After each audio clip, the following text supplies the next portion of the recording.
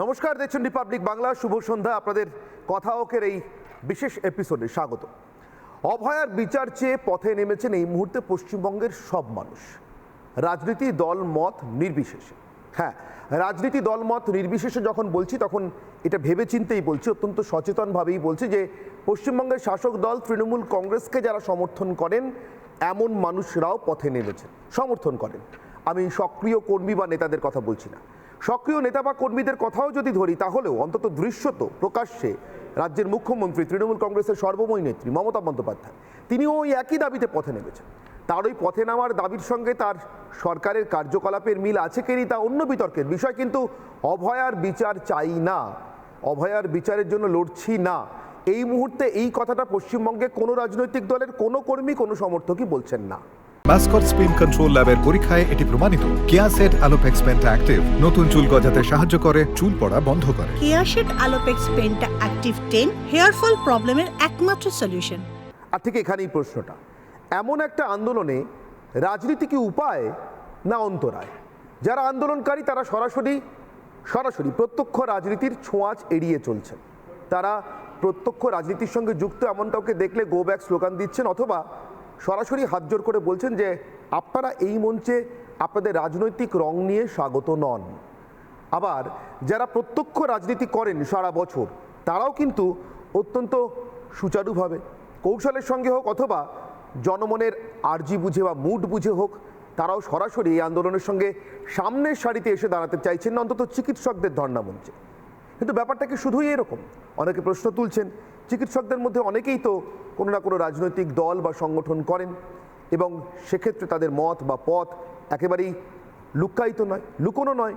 তাহলে প্রকাশ্য বা প্রত্যক্ষ রাজনীতির সঙ্গে ছোঁয়াচ বাঁচিয়ে চলার এই যে চেষ্টা বা ঘোষণা, এতে কি একদল বর্ণচোরা থেকে যাবে না? আর ঠিক সেই কারণেই আমাদের আজকের এই অত্যন্ত প্রাসঙ্গিক বিতর্ক, অভয়ার বিচার, রাজনীতি উপায় না অন্তরায়। ঠিক সেভাবেই কথা হোকের আজকের মঞ্চে যারা আছেন তাদের সঙ্গে আপনাদের পরিচয় করে দিই। আমার বাদিকে প্রথমে যারা মনে করেন রাজনীতি অন্তরায়, অন্তত ঘোষিতভাবে কোনো রাজনৈতিক মত বা পক্ষ নেওয়া, আমার সঙ্গে আমার বাদিক থেকে রয়েছেন অনুভব মাইতি, সোশ্যাল মিডিয়া ইনফ্লুয়েন্সার। আমার সঙ্গে রয়েছেন প্রখ্যাত চিকিৎসক ডক্টর কুণাল সরকার, এবং আমার সঙ্গে রয়েছেন আরেক চিকিৎসক যারা আন্দোলনকারী চিকিৎসকদের মধ্যে অন্যতম, ডক্টর অনুরণ পাল। আর যারা রাজনীতিকে উপায় মনে করছে, এরা মনে করছেন অন্তরায়, অন্তত প্রত্যক্ষভাবে। আর যারা উপায় মনে করছেন, রাজনীতির ছোঁয়াচ বাঁচিয়ে সরাসরি চলার প্রয়োজন নেই বলে মনে করছেন, বা রাজনীতি অন্তত উপায় হতে পারে এই আন্দোলনে, তাদের মধ্যে রয়েছেন সন্ময় বন্দ্যোপাধ্যায়, ইউটিউবার সাংবাদিক। আমার সঙ্গে রয়েছেন আরও এক চিকিৎসক ডক্টর অর্চিষ্মান ভট্টাচার্য, এবং আমার সঙ্গে রয়েছেন রুদ্রনীল ঘোষ, যার একই সঙ্গে দুটো পরিচয় আছে, তিনি অভিনেতা এবং বিজেপি নেতা, মানে নেতা এবং অভিনেতা। কিন্তু আপাতত রুদ্রনীল আমার সঙ্গে এই মঞ্চে শুধুমাত্র অভিনেতা হিসেবে, অবশ্যই তার রাজনৈতিক মত নিশ্চয়ই হয়তো দুটোই বললাম, কোনটা হয় শেষ পর্যন্ত দেখি, কাজ করে যাবে। আমার সঙ্গে যে দর্শকরা রয়েছেন, আপনারা জানেন কথা হোক মঞ্চে এখন দর্শকরাও আসেন তাদের প্রশ্ন করবার জন্য। রুমা মল্লিক রয়েছেন আমার সঙ্গে। রুমা মল্লিক বিউটি ইন্ডাস্ট্রিতে কাজ করেন। প্রত্যেকের বিস্তারিত পরিচয় অবশ্যই দেবো যখন তারা প্রশ্ন করবেন। রয়েছেন ডক্টর প্রমিত বিশ্বাস, চিকিৎসা বিজ্ঞানের ছাত্র বা পড়ুয়া। ডক্টর ময়ূখ চট্টোপাধ্যায়, ইনিও চিকিৎসা বিজ্ঞানের পড়ুয়া বা চিকিৎসা শাস্ত্রের পড়ুয়া, ফাইনাল ইয়ারের। আমার সঙ্গে রয়েছেন অভিষেক দেবরায়, সাহিত্যিক, অভিনেতা এবং নাট্যকর্মী। অভিষেক, প্রত্যেকের সঙ্গে পরিচয় করালাম। এবার আজকের কথা হোক শুরু করার পালা। কথা হোক আজকে রাজনীতি উপায় না অন্তরায়, অভয়ের বিচার চাইতে। আমি বাদিক থেকে যারা অন্তরায় মনে করছেন প্রথম তাদের দিয়ে শুরু করি। ডক্টর অনুরণ পাল। নমস্কার। আমরা আজকে 40 দিন প্রায় পেরিয়ে গেছে এই আন্দোলনটা চালিয়ে যাচ্ছি, এবং আমরা প্রথম দিন থেকে যখন আন্দোলন শুরু করেছিলাম তখন আমরা বলেছিলাম উই ওয়ান্ট জাস্টিস। আমরা মনে করেছিলাম যে আমরা জাস্টিস পেতে পারি। তারপর দিনের পর দিন যখন আন্দোলন সামনের দিকে এগিয়েছে, উই ওয়ান্ট জাস্টিস থেকে আমাদের স্লোগান গিয়েছে উই ডিমান্ড জাস্টিস। তারপরে আরও দিন পেরিয়েছে, তারপর আমাদেরকে বলতে হয়েছে ফাইট ফর জাস্টিস। আজকে আমরা জাস্টিসের জন্য লড়াই করছি। আজকে আমি বলতে চাই, রাজনীতি অন্তরায় এই কথা আমরা বলছি না, আমরা বলছি ভুল রাজনীতি অন্তরায়। যে রাজনীতি একটা ইনস্টিটিউশনাল মার্ডার, যেই অভয়ার মৃত্যুকে আমরা ইনস্টিটিউশনাল মার্ডার বলছি, আমরা আজকে এখানে দাঁড়িয়ে বলতে পারি না কোর্টের বিচারাধীন বিষয় এই ঘটনা কারা ঘটিয়েছে, কিন্তু এই কথা দিনের আলোর মতো পরিষ্কার যে এই ঘটনা ঘটে যাওয়ার পরে তার প্রমাণগুলোকে লোপাট করে দিয়ে, তার প্রমাণগুলোকে ঘেঁটে দিয়ে জাস্টিসের পথে কারা বাধা হয়ে দাঁড়িয়েছে, এবং তারা এই কারণেই বাধা হয়ে দাঁড়িয়েছে, তারা তাদের সেই প্রভাব নিয়ে এই কারণেই বাধা হয়ে দাঁড়িয়েছে, তারা এক ভুল রাজনীতির মদতপুষ্ট। তাই রাজনীতি অন্তরায় নয়, ভুল রাজনীতি অন্তরায়, এটা আমরা ব্যর্থভাবে বলতে পারি। আজকে ডাক্তারি ছাত্রদের যে আন্দোলন, এই আন্দোলন কোনো নির্দিষ্ট রাজনৈতিক দলের ব্যানারযুক্ত আন্দোলন না, কিন্তু এই আন্দোলনের মঞ্চে আমরা দেখেছি যে মানুষটা এসে আমাদেরকে পাখা দিয়ে হাওয়া করেছে, যে মানুষটা তার বাড়ির ডিনারটা আমাদের সাথে ভাগ করে খেয়েছে, তারা আগের লোকসভা নির্বাচনে তৃণমূলকে ভোট দিতে পারেন, বিজেপিকে ভোট দিতে পারেন, সিপিএমকে ভোট দিতে পারেন, নোটাকে ভোট দিতে পারেন, তাদের দলীয় রাজনীতির মতাদর্শগত অবস্থান আলাদা হতে পারে, কিন্তু তারা আজকে এক জায়গায় এসে দাঁড়িয়েছে যে we want justice, we demand justice and fight for justice.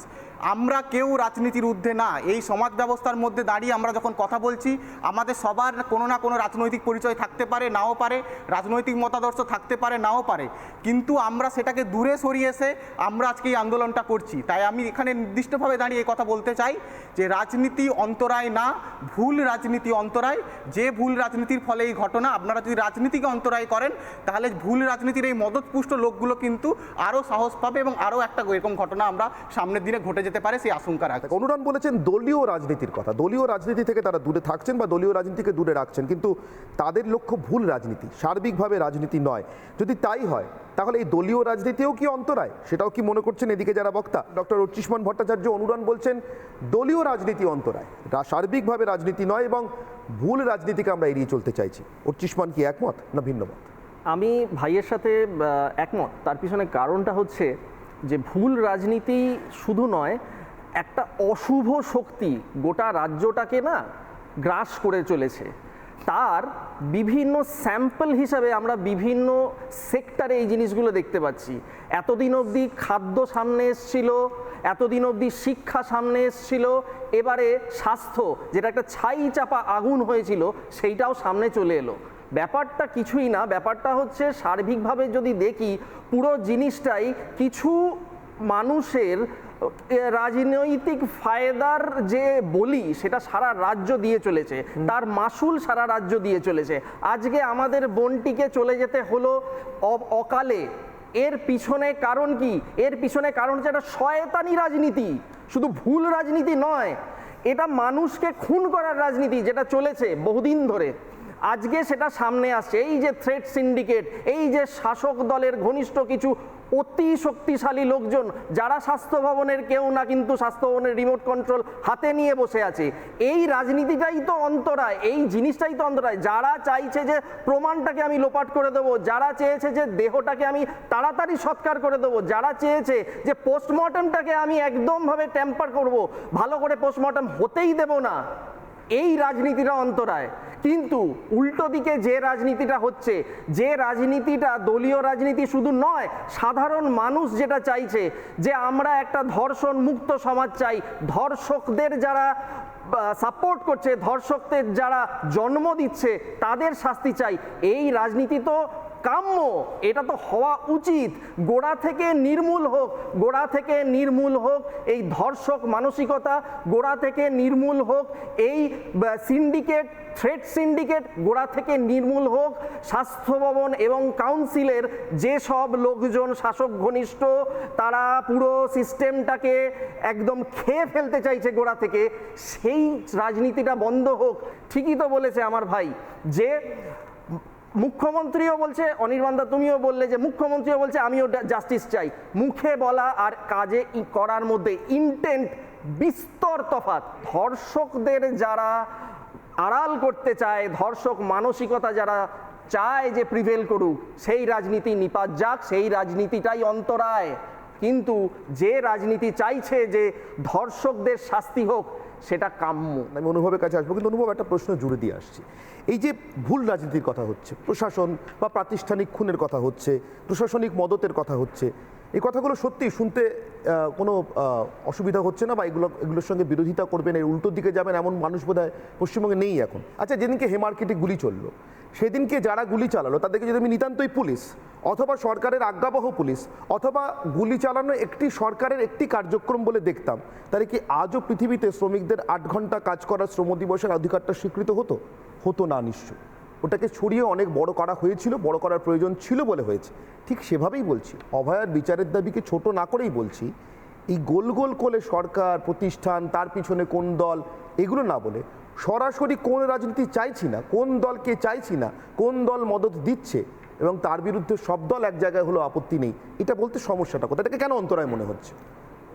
না, প্রথম কথা, রাজনীতি বলতে আমরা মোটা ভাষায় যেটা এখনকার দিনের মানুষরা বুঝতে পারেন তা হলো দলীয় রাজনীতি।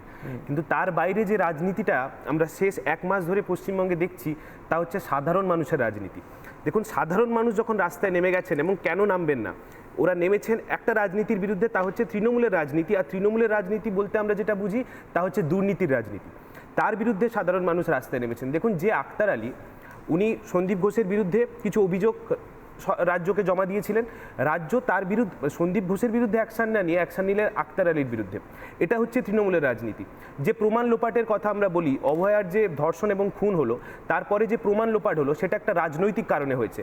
তাই যে ঘটনাটা রাজনৈতিক কারণে হয়েছে, তার প্রতিফলন মানুষ যে আন্দোলন করবে তা যে রাজনৈতিকভাবে করবে সেটা কিন্তু স্পষ্ট। কিন্তু এখানে রাজনীতি বলতে আমি বারবার মনে করিয়ে দিচ্ছি সাধারণ মানুষের রাজনীতি। দেখুন, মমতা বন্দ্যোপাধ্যায় চাইলে এই আন্দোলনটাকে হয়তো 1 ঘন্টায় ভেঙে দিতে পারতেন যদি এই আন্দোলনে একটা রাজনৈতিক রং লেগে যেত। সেই কাজটা উনি করতে পারছেন না। মমতা বন্দ্যোপাধ্যায় যে জিনিসটা চাইছেন এতদিন ধরে, যে এই আন্দোলনকে আমি যদি রাজনৈতিক একটা রং লাগাতে পারি, তার জন্য অনেক রকম চেষ্টা করা হচ্ছে। কুণাল বাবুরা কলতান দাশগুপ্তের একটা ভয়েস নিয়ে আনলেন, ওখানে একটা পার্টির রং লাগানোর চেষ্টা করলেন। কিন্তু আমরা কুর্নিশ জানাই ডাক্তারদের, তারা কোনোভাবে এতে কিন্তু রাজনৈতিক রং এখনো অবধি লাগাতে দেন না। যে দলে, আমি আবার বলছি কারোকে ছোট না করে, যে দলের 77 জন এমএলএ আছেন এবং আরও একটি দল পশ্চিমবঙ্গের সিপিএম, তারা শূন্য, তাদেরকে আমি ধর্তব্যের মধ্যেই আনছি না। সেই 77 জন এমএলএ এই লাস্ট কয়েক বছরে কোন অ্যাকশনটা মমতা বন্দ্যোপাধ্যায়ের বিরুদ্ধে নিতে পেরেছেন? পারেননি। কিন্তু এই ডাক্তাররা যারা আন্দোলনে বসে আছেন, তারা 7 দিনে এমন কিছু করে দেখিয়ে দিয়েছেন যেটা কোনো রাজনৈতিক দলরাও করে ভাবার কথা, মানে মাথাতেও আসবে না। দেখুন, এই যে সাধারণ মানুষের আন্দোলনের কথা বলছি, ওরা রাস্তায় নেমেছে। দেখুন, লিঙ্গ বৈষম্য যে মমতা বন্দ্যোপাধ্যায় শুরু করলেন, যে 12 ঘন্টা ডিউটি করতে পারবে, মানে মেয়েরা 12 ঘন্টা ডিউটি করুক, বাকি সময়টা ওরা বাড়িতে থাকুক। আমি সেইখানে প্রশ্ন করতে চাই মমতা বন্দ্যোপাধ্যায়কে, আমি একটা মজার ছড়েই বলছি যে মমতা বন্দ্যোপাধ্যায় নিজেও তো একজন মহিলা মুখ্যমন্ত্রী, তাহলে উনি 12 ঘন্টা ডিউটি করে বাকি 12 ঘন্টা পদত্যাগ করে দিক এবং সেই জায়গায় ওভারটাইম করে দিক কুণাল ঘোষের মতো মানুষরা কিংবা সন্দীপ ঘোষের মতো মানুষরা, ওরা পার্ট টাইম মুখ্যমন্ত্রী হয়ে যাক। এই ব্যাপারে এই যে মেয়েরা যাতে রাস্তায়, মানে মেয়েরা যাতে কাজে ফিরতে না পারে, এই যে লিঙ্গ বৈষম্য একটা সরকার তৈরি করছে, তার বিরুদ্ধে মেয়েরা রাস্তায় নেমেছে, তার বিরুদ্ধে প্রান্তিক মানুষরা রাস্তায় নেমেছে। এবং এই আন্দোলনকে মমতা বন্দ্যোপাধ্যায় ভয় পাচ্ছেন বলেই আজকে মমতা বন্দ্যোপাধ্যায়কে নবান্ন থেকে রাস্তায় নেমে এসে স্বাস্থ্য ভবনে আসতে হয়েছে, ছাত্রদের সাথে কথা বলতে হচ্ছে, জুনিয়র ডাক্তারের সাথে কথা বলতে হচ্ছে। সাধারণ মানুষ যে ভয় পাচ্ছে না, এই ভয়টাই মমতা বন্দ্যোপাধ্যায়ের ভিতরে খেয়ে বেড়াচ্ছে। আমি সন্ময়বাবুর কাছে আসবো। সন্ময়বাবু, আমার প্রশ্নটা সহজ। আমি অনুভবের কথাও বুঝতে পারলাম, আমি অনুরণ যা বললেন সেটাও বুঝতে পারলাম, কুণালদা পরে বলবেন এদিক থেকে। আমার একটা ছোটই প্রশ্ন, প্রশ্নটা এরকম যে আচ্ছা, যে কোনো দিন যে কোনো আন্দোলনে, আমি এই আন্দোলনের কথা বলে শুধু বলছি না, আমি না বললে বেশি মানুষ পাবো না হ্যাঁ বললে বেশি মানুষ পাবো, আমি স্পষ্ট করছি।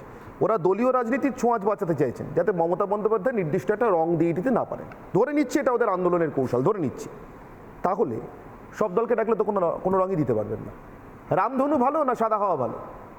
অনির্বাণ, আমি প্রথমেই একটা কথা বলবো যেটা আমরা কনফিউজড অনেকে, সেটা হচ্ছে রাজনীতি আর দলীয় রাজনীতি। একদম পরিষ্কারভাবে, মানে আমরা সবাই রাজনীতি বললেই একটা দলীয় প্ল্যাটফর্ম, দলীয় রাজনীতি বুঝি।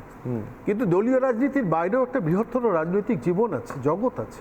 সেইটা ডাক্তাররা যথার্থভাবে দেখিয়েছেন যে যে রাজনৈতিক মানসিকতার ডাক্তার হন না কেন, তারা একটা দিশা দেখিয়েছেন, পথ দেখিয়েছেন যে দিস ইজ দ্য ওয়ে, এবং যার জন্য একটা জনজাগরণ হয়েছে। আমি এইখানে একটা জায়গায় একটু দ্বিমত, সেটা হচ্ছে যে আলটিমেট ডাক্তাররা জনজাগরণটা ঘটিয়ে দিয়েছেন, কিন্তু এরপর কি, হোয়াট নেক্সট? ফলত আলটিমেটলি এই লড়াইটা কিন্তু রাজনৈতিক দলকে টেক ওভার করতে হবে। জুনিয়র ডাক্তাররা যে জায়গাটা দিশা দেখিয়ে দিয়েছেন, এরপর জনজাগরণটাকে রাজনৈতিক দলগুলোকে পট পরিবর্তন করাতে হবে। দেখুন, ভাষা কথা বলে লাভ নেই। রাজনৈতিক দলগুলোকে অস্বীকার করে শত্রু ভেবে কিন্তু জনজাগরণ ঘটানো যায় না, এবং যারা প্রকাশ্যে আসতে চাইছেন তারা একটু আড়ালে থেকে এই জনজাগরণটা ঘটানোর ক্ষেত্রে কাজ করেছেন। আমি সুকৌশলে তৃণমূল কংগ্রেস কিন্তু শাসক দল এই এই ডাক্তারদের আন্দোলনটাকে ওই উগ্র নকশালপন্থীদের আন্দোলন কিংবা অতি বামেদের আন্দোলন, আবার কলতানকে গ্রেফতার করিয়ে দেখিয়ে দেওয়া যে দেখো ওরা তোমাদের বিরোধিতা করছে, এই রাজনীতিগুলো হচ্ছে, অস্বীকার করে লাভ নেই। এটা তৃণমূলের প্যাটার্ন অফ পলিটিক্সের মধ্যে পড়ে। আবার বিনীত গোয়েলরা আবার অন্যভাবে প্রোঅ্যাক্টিভ হবেন। এখনও সর্বোচ্চ প্রশাসনে রাজীব কুমারের মতো লোকজন বসে আছেন। আজকে ডাক্তাররা চোখে আঙুল দিয়ে দেখিয়ে দিয়েছেন যে আরজি কর মেডিকেল কলেজ হসপিটালে 37টা মাত্র সিসিটিভি লাগানো হয়েছে। তো আরজি কর মেডিকেল কলেজ হসপিটালে 395টা সিসিটিভি লাগানোর জন্য সুপ্রিম কোর্টে শেষ পর্যন্ত 34 জন আইনজীবীকে অ্যাপয়েন্ট করে ডিফেন্স দিয়ে শেষ পর্যন্ত সেখানে কথা দিতে হলো যে আমরা উইদিন অ্যানাদার 14 ডেজ আমরা বাকি সিসিটিভিগুলো লাগাবো। আলটিমেটলি একটা নিরপেক্ষ অ্যাডমিনিস্ট্রেশন গড়ে তুলতে গেলে এক্স মিলিটারি পার্সোনালদের দিয়ে এন্টায়ার সারা পশ্চিমবঙ্গে আরজি কর মেডিকেল কলেজ হসপিটাল তো শুধু কলকাতার উপর সুপার স্পেশালিটি হসপিটাল। গ্রাম বাংলা মফস্বল বাংলার কথা ভাবুন তো, সেখানে ডাক্তাররা কিভাবে চিকিৎসা করছেন। কোনো একজন রুগী কোনোভাবে মারা গেলে তারপর এই ডাক্তারের উপর আবার আক্রমণ হবে। এটা কিন্তু রাজনৈতিক দলগুলোকে একটা শিক্ষা দিয়ে গেল। এই শিক্ষা থেকে রাজনৈতিক দলগুলো কিন্তু ওই ট্র্যাডিশনাল ফর্ম অফ পলিটিক্স থেকে বেরিয়ে এসে মানুষের স্বার্থ, রুগীদের স্বার্থ, ডাক্তারদের স্বার্থ সার্বিকভাবে দেখে একটা নতুন জনজাগরণ করে বাংলায় শাসকের বদল ঘটানোর কাজটা রাজনৈতিক দলগুলো নিন, সেটা ডাক্তারবাবুদের কাজ নয়। বিনীত গোয়েলকে সরাতে হবে। ডাক্তারদের চাওয়ার মধ্যে কোনো ভুল ছিল না। তারা ভেবেছিলেন মুখ্যমন্ত্রী বা তাদের প্রশাসন নিশ্চিত বুঝতে পারছেন যে তারা আসলে কি চাইছেন, কিন্তু তারা রাজনীতির এই কৌশলটাও জানেন না। মুশকিলটা হচ্ছে লড়াইটা রাজনৈতিকভাবে একটা প্রশাসনের সঙ্গে করতে হয়েছে, তাদের রাজনৈতিক সদিচ্ছার সঙ্গে করতে হচ্ছে। সেই লড়াইটাকে কতদিন রাজনীতির ছোঁয়াচ বাঁচিয়ে, সর্বদলীয় রাজনীতির ছোঁয়াচ বাঁচিয়ে রাখা যেতে পারে? কুণাল, প্লিজ। অনির্বাণ, ধন্যবাদ। সন্ময়দার আমি একজন গুণমুগ্ধ শ্রোতা, তো আমি ওর যে কথাগুলো উনি বলছিলেন না, ক্লোজ সার্কিট টেলিভিশন, এগুলো নিয়ে অত্যন্ত দামি কথা। আমি খালি আমার মনে হয় এখানে সবাই আমার থেকে বুদ্ধিমান বেশি, যে এই যে সুপ্রিম কোর্টে কথাবার্তাগুলো হচ্ছে, আমি কিন্তু এখনও ভীষণ কনফিউজ যে সুপ্রিম কোর্টের এই ব্যাপারগুলো কি হচ্ছে। এটা কি আলোচনা হচ্ছে, হিয়ারিং হচ্ছে, সেশন হচ্ছে, না আলাপচারিতা হচ্ছে? যদি আজকে তোমাদের এই বহুল প্রচলিত এবং জনপ্রিয় চ্যানেলের মাধ্যমে কোনো একজন বিজ্ঞ প্রাজ্ঞ আইনজীবী আমাকে বোঝাতে পারেন যে সুপ্রিম কোর্টের এই কোটি কোটি লক্ষ লক্ষ টাকা খরচা করে যে সেশনগুলো হচ্ছে, এগুলো কি ড্রেস রিহার্সাল, না এগুলো সোশ্যাল ইন্টারাকশন, না কি? এইটা নিয়ে আমার একটা প্রশ্ন রইল, যেখানে দ্যাট ভেরি ইম্পর্ট্যান্ট ইস্যু যে আমরা এই যে 1 মাস চলে গেল, এই 1 মাসের মধ্যে আমরা কি করতে পারলাম যেটা আমাদের এই ছেলে মেয়েগুলোকে খানিকটা আশ্বস্ত করবে, এই জুনিয়রদের আশ্বস্ত করবে, এরা তাদের একটা ইনোসেন্স অফ অ্যাপিল নিয়ে সমাজের সামনে দাঁড়াতে পেরেছিল। সেখানে কোনো ক্ষমতার পলিউশন ছিল না, সেখানে কোনো দলীয় স্বার্থ ছিল না, সেখানে এরা গোষ্ঠী স্বার্থের আগে মানুষের স্বার্থ, সমাজের স্বার্থ অত্যন্ত সহজভাবে বলতে পেরেছিল। একটি পলিটিক্যাল পার্টি ঝামেলার থেকে বেরোতে চাইছে, কিছু পলিটিক্যাল পার্টি ঝামেলায় ঢুকতে চাইছে। এটা একটা অদ্ভুত ব্যাপার। কেউ ঝেড়ে ফেলতে পারলে বাঁচে, কেউ ঢুকতে পারলে বাঁচে। কিন্তু সবার ঊর্ধ্বে কথাটা হচ্ছে যে আজকে এরা আমাদের সামনে যে ইস্যুগুলো রাখতে পেরেছে, এই ইস্যুগুলো কিন্তু বিগত 50-60 বছরে কেউ মানুষের সামনে, কারণ মানুষ দেখছে এখানে ক্ষমতার কথা নেই, এখানে সততার কথা আছে, এখানে আমাদের জনজীবনের সমস্যার কথা আছে, এখানে আমরা শাসন শোষণের কথা বলছি না। এরা নিজেদের সব কিছু উজাড় করে দিয়ে মানুষের সামনে এসে দাঁড়িয়েছে যে এই আমাদের সমস্যা, এই আমাদের পরিণতি, এই আমাদের দুঃখ দুর্দশা, এই জন্যে আমাদের এক সতীর্থকে এইভাবে যেন টুকরো টুকরো হয়ে, মাংসের দোকানে টুকরো টুকরো হয়ে তার পৃথিবীর থেকে বিদায় নিতে হয়। আজকে আপনারা আমাদের পাশে এসে দাঁড়ান। এখন প্রশ্ন হলো, যেটা সন্ময়দা বললেন, যে রাজনীতিকে যদি এর মধ্যে ঢুকতে হয়, সেই রাজনীতিকে হতে হবে সমস্যা ভিত্তিক, ইস্যু ভিত্তিক, বক্তব্য ভিত্তিক রাজনীতি। সেই রাজনীতি যদি আবার যে রাজনীতি সেই টানেলের বাইরে দেখতে পারে না, যেই রাজনীতি বসে খালি একে অপরের কান মুলবে, একে অপরকে খিমচবে, একে অপরকে চিমটি কাটবে, একে অপরকে সস্তার চারটে অপমান করবে, আমি তুমির এই একটা সস্তা কবিগানের যে রাজনীতি আজকে মানুষ শুনতে শুনতে বীতশ্রদ্ধ এবং বিরক্ত, আজকে সেই রাজনীতির ঊর্ধ্বে যদি আমরা উঠতে পারি তাহলে এরা আমাদের মধ্যে যে দিক নির্দর্শন করেছে, এরা সমস্যাটাকে সমস্যা হিসেবে দেখাতে পেরেছে, তাহলে তার একটা গতি হবে। এদের কাঁধে বন্দুকের নলটা রেখে আমরা এতদিন লড়ে গেছি, এবার আমাদের দায়িত্ব হলো কিভাবে আমরা ওদের প্রোটেকশন দেবো অন্তত একটা বছর। এদের প্রত্যেকটা মুভমেন্টে যে প্রত্যেকটি ছেলে মেয়ে ছিল, যদি তাদের পাশে আমরা সংঘবদ্ধ হয়ে দাঁড়াতে না পারি, আজকের এই পৃথিবী তারা চালায় যারা একটা আরশোলাকে চটি দিয়ে 3 বার মারে জাস্ট টু মেক শিওর যে আরশোলাটা মারা গেছে বলে। আরেকজনদের কথা ভাবুন, আজকে ডাক্তাররা অন্তত তাদের সমস্যাটা তুলে ধরতে পেরেছে, সমাজ কিছুটা জানতে পেরেছে। আর একটা সংস্থার কথা ভাবুন, যারা কিনা আমার তোমার জীবনের একটা মূল স্তম্ভ, আজকে তারা আমাদের তিরস্কৃত হচ্ছেন, তাদের নিয়ে আমরা ঠাট্টা তামাশা করছি। আর they are the worst political victim, তারা হচ্ছে আমাদের পুলিশ ফোর্স। তাদের বলার কোনো জায়গা নেই। তারা এগিয়ে এসে আমাদের সামনে, তারা যে একটা নিরুপায়, একটা অসহায় অবস্থার মধ্যে আছেন।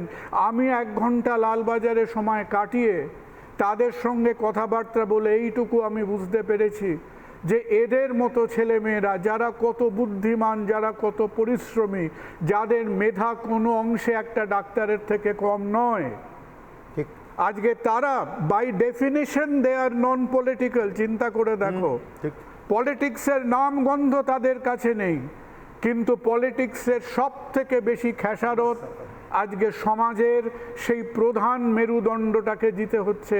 তাদের নিয়ে আমরা তাচ্ছিল্য করছি, তাদের দিকে আমরা আঙুল তুলছি, কিন্তু সমাজকে আজকে বুঝতে হবে কিভাবে আমরা আমাদের সোসাইটির সেই ইনস্টিটিউশনটাকে রক্ষা করতে পারি।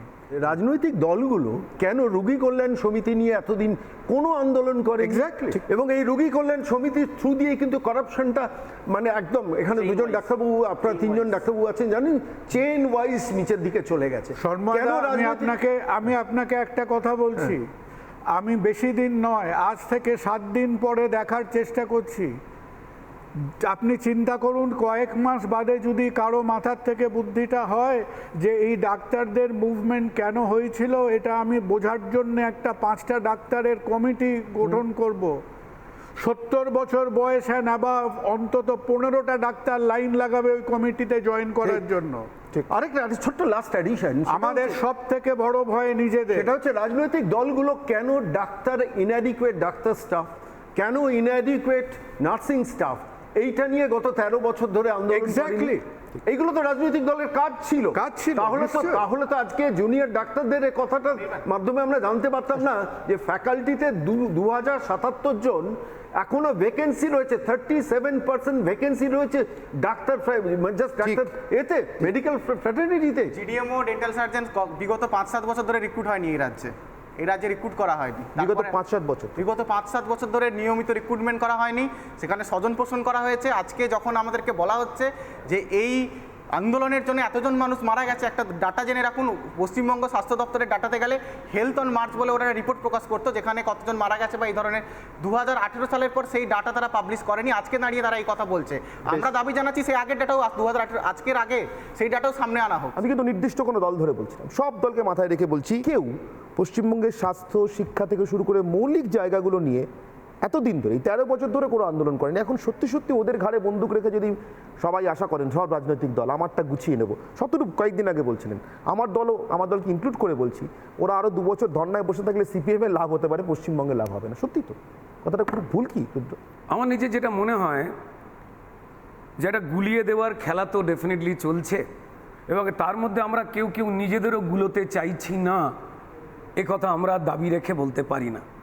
এবং ঠিক এই মুহূর্তে নীতিশ্রেষ্ঠ রাজনীতি সেটা আমাদের বাড়িতেও আছে, সেখানে ঝান্ডা নিয়ে মিছিল করতে হয় না। এখন ঘটনাটা এটা, যদি খুব ইন্টারেস্টিং ওয়েতে আমরা দেখি যে দুনিয়ার ডাক্তার ভাই বোনেরা যারা এই আন্দোলনটা করছে, তারা সব থেকে বেশি যারা আঘাত পেয়েছেন তাদের দ্বিতীয় স্থানে রয়েছেন। ঠেসা খেতে খেতে দেওয়ালে ওই টিকটিকির মতো চেপটে যাওয়া অবস্থায় হয় বিভিন্ন রকমের রঙের ঝান্ডা নিয়ে বা ঝান্ডা ছাড়া মানুষ সবাই এক হয়ে দেওয়াল থেকে এগিয়ে এসেছে, আর কিচ্ছু হয়নি। এখানে দুটো দল আসলে লড়াই করছে, একটা মানুষের দল আর একটা যারা পশ্চিমবঙ্গে প্রশাসন চালাচ্ছে তাদের দল।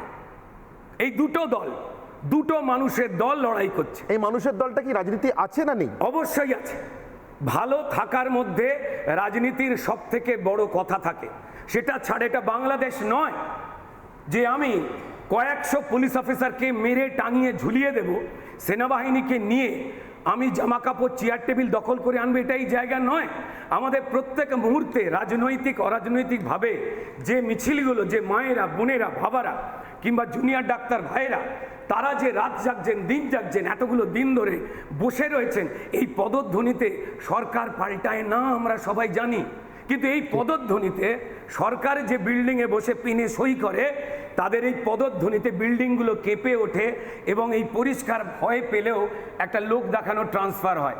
এই ট্রান্সফার নিয়ে আমি কয়েকটা লাইন আমি বলি যে মিসিসিপি নদী তীরে পিসিসিপি ঘর, মিসিসিপি নদী তীরে পিসিসিপি ঘর, পিসিসিপি ধুলো দিল তুই ভেবে মর। কমিশনার চেঞ্জ, চেয়ার বদল হয়েছে কচু, বেচত যে আমজাম এখন বেচছে লিচু।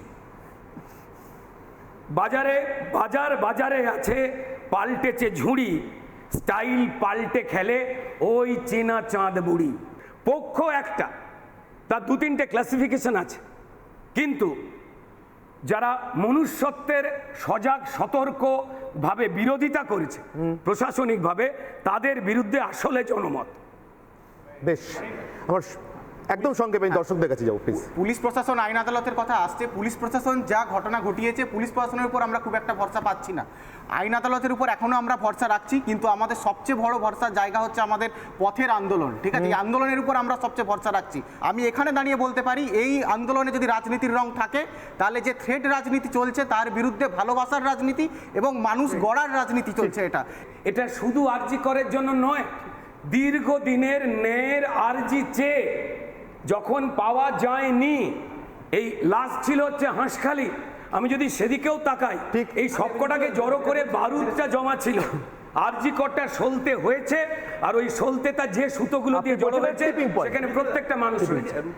যখন আমরা হয়তো কয়েক বছর আগে কৃষক আন্দোলন দেখেছি, যে কৃষক আন্দোলনের সময়ও আজকে আমাদের এই ছেলেমেয়েরা যে টোটাল ব্যক্তির যে ইস্যুগুলো মানুষের সামনে এনেছে, তুমি চিন্তা করে দেখো, এরা একটা ক্রাইম থেকে শুরু করে মেডিকেল এডুকেশন নিয়ে কথা বলেছে, ইনফ্রাস্ট্রাকচার নিয়ে কথা বলেছে, ডেমোক্রেটাইজেশন অফ এডুকেশন নিয়ে কথা বলেছে।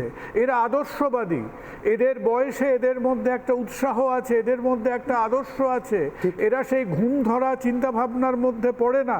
হয়তো এরা যদি আরো বেশি একটা পাকাপোক্ত হতো, এতগুলো কথা হয়তো স্পেকট্রামে তারা যেত না। ঠিক, ডাক্তারবাবুরা রেফারেল সিস্টেম নিয়ে অনেকক্ষণ আলোচনা করছে, অনলাইন করবার জন্য। এই রেফারেল সিস্টেমের পেছনে এগুলো নিয়ে কেন রাজনৈতিক দলগুলো পথে নামবে? অনির্বাণ, শুধু রেফারেল সিস্টেম না, আমাদের অন্যতম দাবি ছিল স্টুডেন্ট ইউনিয়ন ইলেকশনের দাবি, যেটা আমরা করেছিলাম। স্টুডেন্ট ইউনিয়ন ইলেকশনের দাবি আমরা অনেক দিন ধরে বলে আসছি, কারণ স্টুডেন্ট ইউনিয়ন ইলেকশন নির্বাচিত না হলে কোনো বাংলাদেশ সাধারণ কলেজ নির্বাচন হয় না। স্টুডেন্ট ইউনিয়ন ইলেকশন হলে কিন্তু সেখানে টিএমসিপি, ডিএসও, এসএফআই এরাই লড়বে। আমরা কিন্তু রাজনৈতিক পরিসরের জায়গাটা আমাদের এই আন্দোলনের মাধ্যমেই খুলে দিতে পেরেছি, যেটা এতদিন রাজনৈতিক দল পারেনি। আপনারা সবাই এখানে একমত হয়ে অন্তত একটা কথা বলছেন যে রাজনীতি অন্তরায় নয়, দলীয় রাজনীতির থেকে দূরত্ব থাক, কিন্তু রাজনীতি এখান থেকে প্রেরণা নেই। আরো একটা জিনিস সাবধানে থাকতে হবে আমাদের, একদল লোক কিন্তু এই সুযোগে ওত পেতে বসে আছে যে আমি একটা নর্থ বেঙ্গল লবিকে সরিয়ে দিলাম, কিন্তু আমার লবিটাকে আমি ওখানে গিয়ে এস্টাবলিশ করে দিলাম। এই জিনিসটা যাতে না হয়, তাই জন্য স্যারের কথাটা খুব গুরুত্বপূর্ণ, যে আমরা যেন আগামী 1 বছর পুরো জিনিসটা, 1 বছর না তারও বেশি,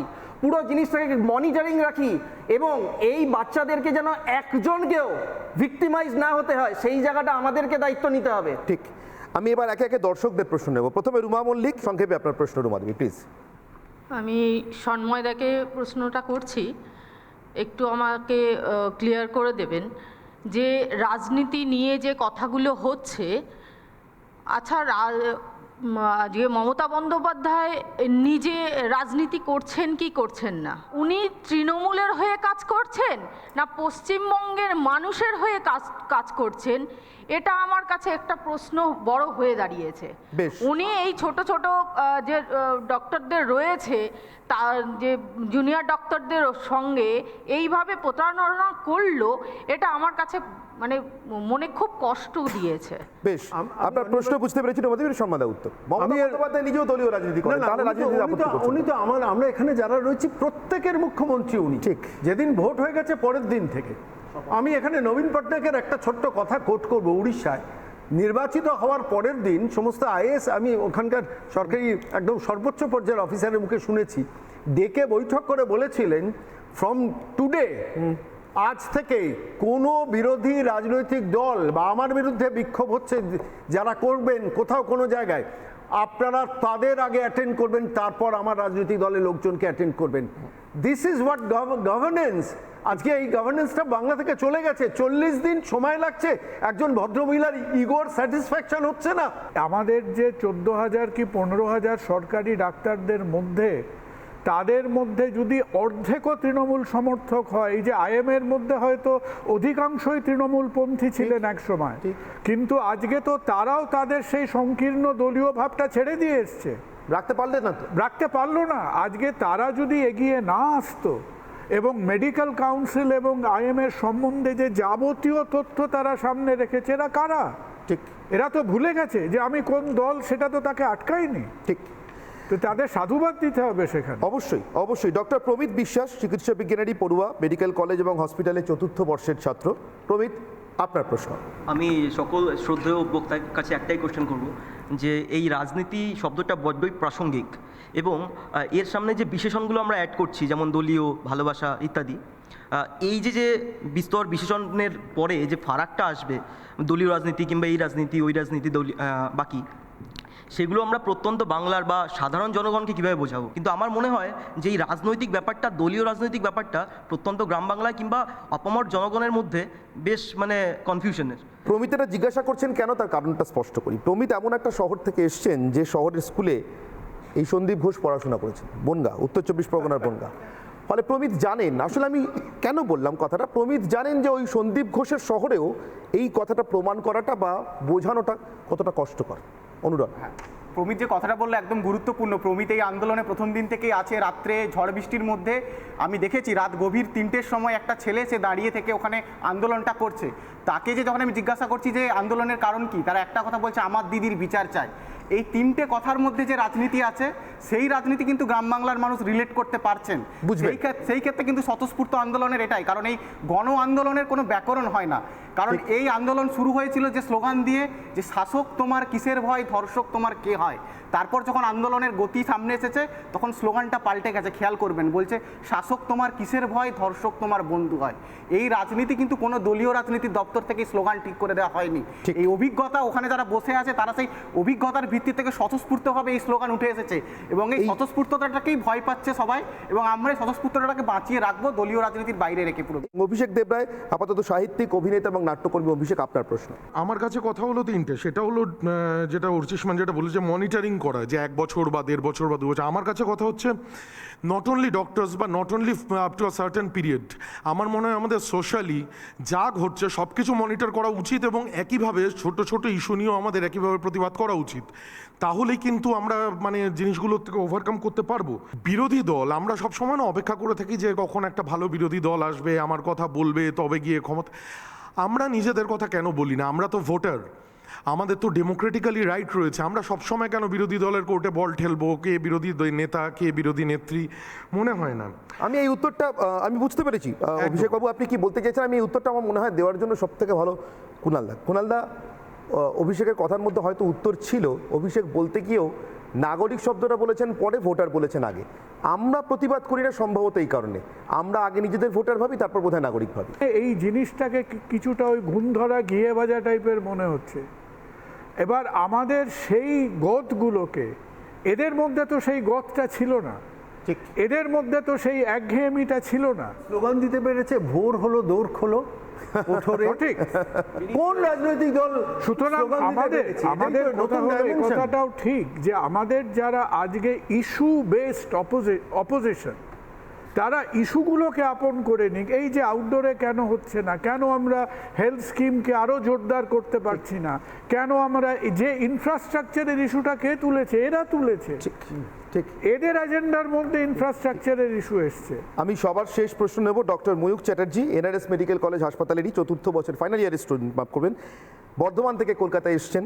ময়ূক, আপনার প্রশ্ন। দলীয় রাজনীতি আমাদেরকে কিভাবে সাহায্য করবে?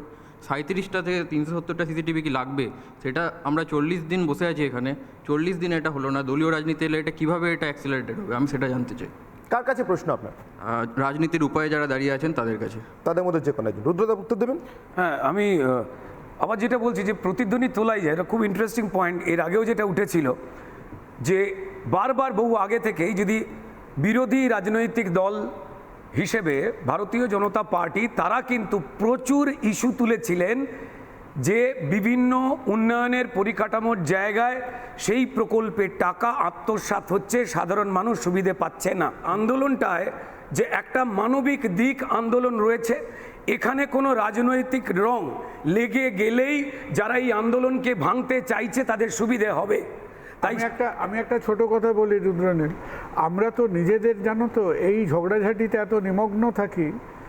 বিজেপির তীব্র বিরোধিতা করে তামিলনাড়ু, হ্যাঁ, স্ট্যালিন গভর্নমেন্ট বিজেপির তীব্র বিরোধিতা হয়েও they have অ্যামালগেমেটেড Ayushman Bharat.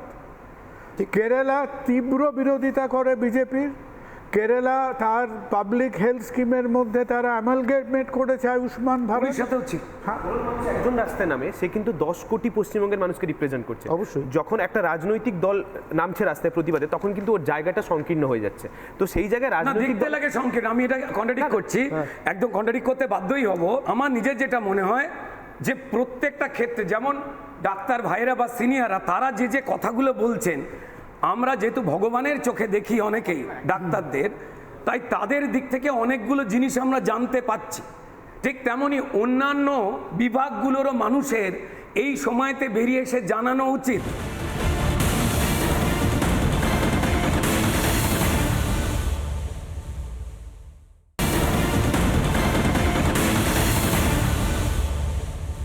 Machiavelli যখন প্রিন্স লিখছে ইটালিতে, তার ব্যাকগ্রাউন্ডে মনে রাখো শুধু দুঃসময়ের মধ্যেও মানুষকে সুসময় খুঁজতে হবে। তখন ডান্তে ইনফার্নো লিখছেন, ঠিক তখন ইটালিতে পেইন্টিং এর রেনেসা চলছে, ঠিক একদম তখন Leonardo da Vinci, Michael Angelo কাজ করছে। সুতরাং এই ঝড়ের মধ্যেও তো আমাদের সূর্যের আলোটা দেখতে হবে নিশ্চিতভাবে। আমি অনুরোধ করবো, আমার একটা অনুরোধ রয়েছে, সেটা হচ্ছে সেটা হচ্ছে যে এই যে গো ব্যাক বলে যে কথাটা, আমার মনে হয় এই কথাটা অনেক কিছুকে না ব্যাক করিয়ে দিচ্ছে। আমি আবার বলছি যে ওয়েলকাম এভরিবডি, ওয়েলকাম এভরিবডি। না হলে আমি উদাহরণ দিয়ে বলি, যারা যারা পশ্চিমবঙ্গে এর আগে যারা শাসক ছিল CPIM, তাদের দলের প্রকাশ্যে মিছিলে হাঁটেন, প্রচার করতে যান, তারা না ডাক্তারদের আন্দোলনে আমি দেখতে পাচ্ছি চাল কলা ফল যেভাবে সাহায্য করা উচিত, পাশে দাঁড়ানো উচিত, তারা ঢুকছেন এবং তাদের নিরপেক্ষ বলে দেওয়া হচ্ছে। এবার আমি যে সব জায়গায় যাই, সব জায়গায় দৌড়াই, আমি যেতে গেলে আমাকে বলে দেওয়া হচ্ছে BJP. This is not done. ঠিক এখান থেকে আমি বলছি যে এখান থেকে মনুবাদ সে আজাদি, গো সংরক্ষণ সে আজাদি, এটা কি? এগুলো হওয়া উচিত নয়। অনির্বাণ একটা কথা, এক লাইন, জাস্ট এক লাইন। সেটা হচ্ছে যে রাজনীতি এবং দলীয় রাজনীতিতে কথা বলা হচ্ছে হাদরাস, কামদুনি এবং আরজিকর ধর্ষকদের এবং ধর্ষকদেরকে যারা প্রোটেক্ট করেছে তাদের একটা নির্দিষ্ট রাজনীতি আছে, এবং যারা আজকে লড়াইটা করছে তাদের একটা নির্দিষ্ট রাজনীতি আছে। এটা দলীয় রাজনীতির বাইরে। তো আমরা এটাই বলতে চাইছি, এই রাজনীতির বাইরে যারা আছে তারা এইখানে আসুক, কিন্তু দলীয় রাজনীতিকে সঙ্গে করে এখানে নিয়ে আসা যাবে না। কারণ আপনি দেখেছেন যখন এই কালীঘাটের বাড়িতে মমতা ব্যানার্জি চা অফার করছে, তখন এইখানে তারা ফিরে আসতে পারেনি, স্লোগান উঠছে তোমার চা তুমি খাও, আমার দিদির বিচার দাও। অ্যাকচুয়ালি নেতা বা নেত্রী উঠে আসে কিন্তু সমাজ থেকে। ওই সমাজটা যদি করাপ্টেড হয় না, নেতা নেত্রীটা করাপশনের বাইরে থাকতে পারে না, ইন্ট্রোস্পেকশনের জায়গা আছে। স্যার যেটা বললেন, আজকে আমরা আমার যে সময় জায়গায় একদম শেষ দাঁড়িয়ে হচ্ছে, আছি শোনো, আমাকে শেষ সেটা করতে হচ্ছে যে এই অন্ধকার, ঘোরতর অন্ধকার থেকে আমরা একটা সূর্যের কিরণ দেখতে পাচ্ছি, সেটা আসবে, সেটাকে আমাদের লালন পালন করতে হবে, সেটা যেন হারিয়ে না যায় সেটা দেখতে হবে। কিছুটা অনুরণন করে একটা কথা বলতে পারি। অনুরণ, ডাক্তারদের আন্দোলনের মধ্যে যারা আছেন তাদের তো রাজনৈতিক মত আছে। তারা কেউ কামদুনির সময়, হাতরাসের সময় অথবা উন্নয়নের সময় সেই রাজ্যে সেই সময়ে যে দল, অথবা বানতলার সময় সেই সময় যে রাজ্যে যে দল ক্ষমতায় ছিল সেই কোনো না কোনো একটি রাজনৈতিক মতকে সাবস্ক্রাইব করেন। আবার কোনো মতকে সাবস্ক্রাইব করেন না এমন লোক আছে। তারা যদি নিজের সেই সাবস্ক্রিপশনকে, পলিটিক্যাল সাবস্ক্রিপশনকে বজায় রেখেও আন্দোলনের মঞ্চটাকে অরাজনৈতিক করতে পারেন, তাহলে রাজনৈতিক দল থেকে যারা আন্দোলনের মঞ্চে আসতে চান তারা এলেই সবটা ঘেঁটে যাবে। এটার মধ্যেও আমার একটা অহেতুক ভয় লাগছে, আমার লাগছে। আমি এটা বললাম আমার মতের জায়গা থেকে। অভিক সরকারের লেখার কথা বলতে পারি, যার এই বক্তব্যটা প্রায় কাল্ট হয়ে গেছে, লাইনটা, ভালোবাসা সব থেকে বড় তন্ত্র। দলীয় রাজনীতি কিনা জানি না, কিন্তু ভালোবাসার রাজনীতি কোনোদিনই কোনো বিচার চাওয়ার আন্দোলনে অন্তরায় হয়নি, উপায়ই হয়ে এসছে। সে আশা রেখে আজকের কথা হোক শেষ করব। সঙ্গে থাকুন। রিপাবলিক বাংলা কথা হোক যাদের সহযোগিতায় সফল হয়েছে, রিপাবলিক বাংলার তরফ থেকে সেই সমস্ত বিজ্ঞাপনদাতাদের অসংখ্য ধন্যবাদ। রিপাবলিক বাংলা কথা হোক কো প্রেজেন্টিং বাই উইলোউড, লাল বাবা রাইস। রিপাবলিক বাংলা কথা হোক co powered by Sriniketan fashion, Century Ply Club Prime, JBG Hexa TMT bar, doctor SC Deb's Remelin gold capsule, অ্যানহাইল স্পোর্টস, মনমোহন জাদু মলম এবং স্বাগত পেন্টস।